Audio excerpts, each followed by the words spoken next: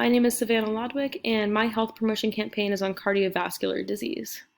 Cardiovascular disease is an umbrella disease that covers strokes, heart valve problems, heart attacks, and other serious health issues.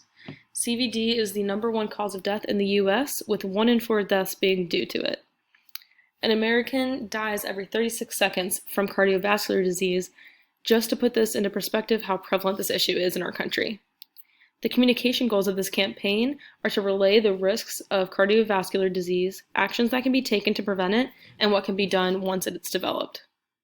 The primary audience of this health campaign are African American men because they tend to have a death rate of 271 per 100,000 when it comes to cardiovascular disease.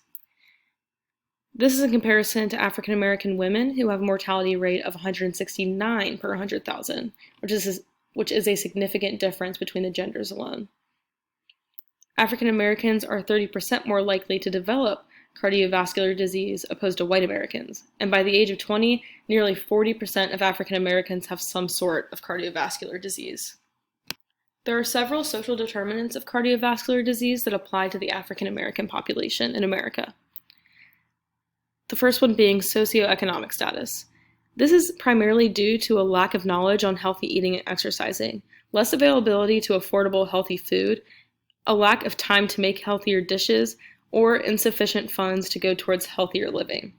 It is well known that fast food eating tends to be associated with lower income status because it's quick, relatively inexpensive, and typically hassle-free. The downside is that fast food is extremely unhealthy and can lead to diseases like cardiovascular disease and others. The next social determinant is educational level. Lower education is associated with a lack of knowledge on healthy living and eating.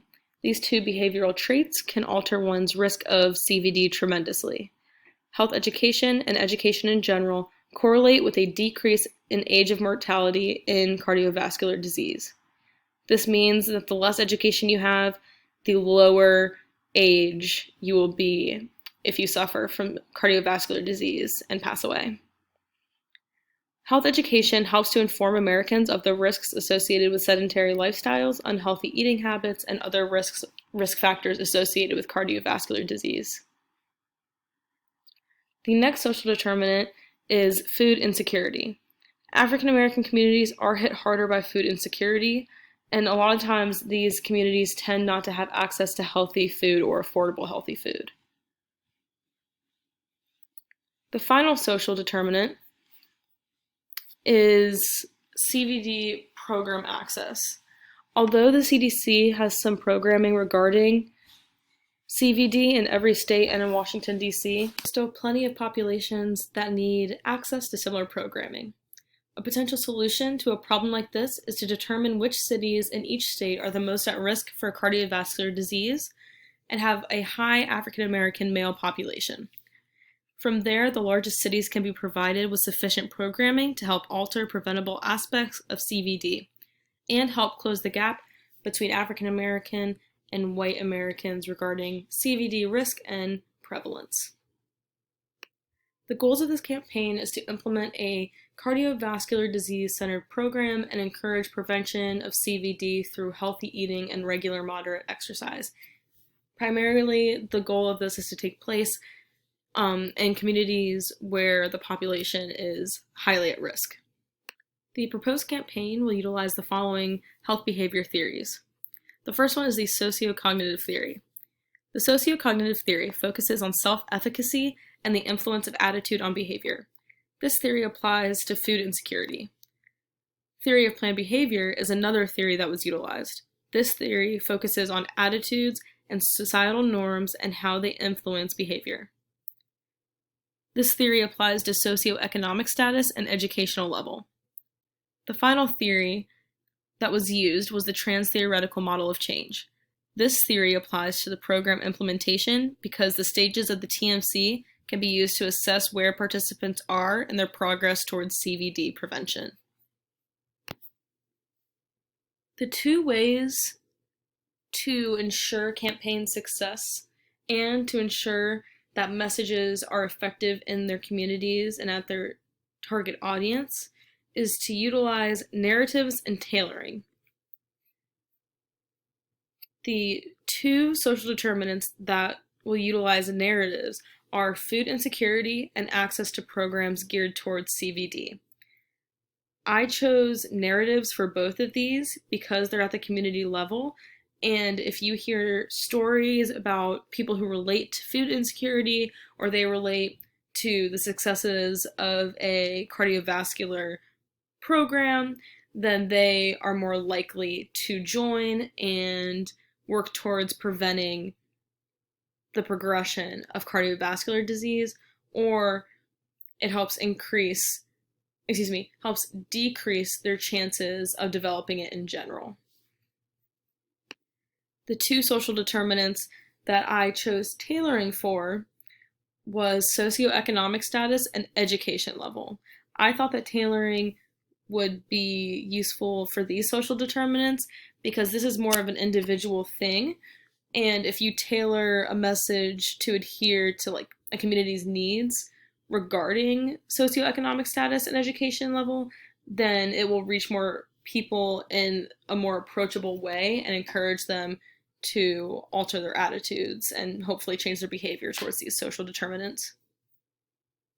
This campaign needs to be a national campaign. So the first step would be to contact local CDC centers and inquire about how to begin a health campaign centered on cardiovascular disease. After that, information on cities across the country with a high population of African American men will be needed to decipher where the future program will be conducted. Using CDC and AHA resources, information on healthy eating habits and healthy living habits can be consolidated into an educational program that can be universally applied across the nation. Once this is completed, contacting city CDC centers will be necessary where there is a high population of African American men, and from there, funding and program implementation can be discussed further. Once the proper funding is acquired and program implementation can begin at the local level across several cities, the health campaign can finally begin. From there, every month, each location will be evaluated for how well they are complying with the health campaign's objectives, and on the quality of education they are providing for the communities they are in. After evaluation, proper changes can be made to make the program better and alter it locally based on community needs. The premise of these programs is to work with local organizations on providing access to healthier food options and educating the public on what can be done to lower the risk of developing cardiovascular disease. Through careful monitoring on a monthly basis and implementation of CDC-approved education on cardiovascular disease, the campaign will be successful at attempting to lower cases of preventable CVD in at-risk populations. There are several critical success factors for this cardiovascular disease-oriented campaign. The first is to focus on the specific population of African American men in areas of the country where the population is prevalent. The next critical success factor is to develop a clear message on what the campaign hopes to accomplish, which is to provide resources for healthier living in at-risk populations in hopes of altering preventable CVD prevalence. The next success factor is to implement the campaign itself in a locally run but nationally funded manner. The next factor is to examine what works and what doesn't within the program and alter it according to what has proven to be successful in carrying out the campaign's goals. This final success factor will determine what needs to change in order to continue the program's achievements at the local level. Below are my references. Thank you.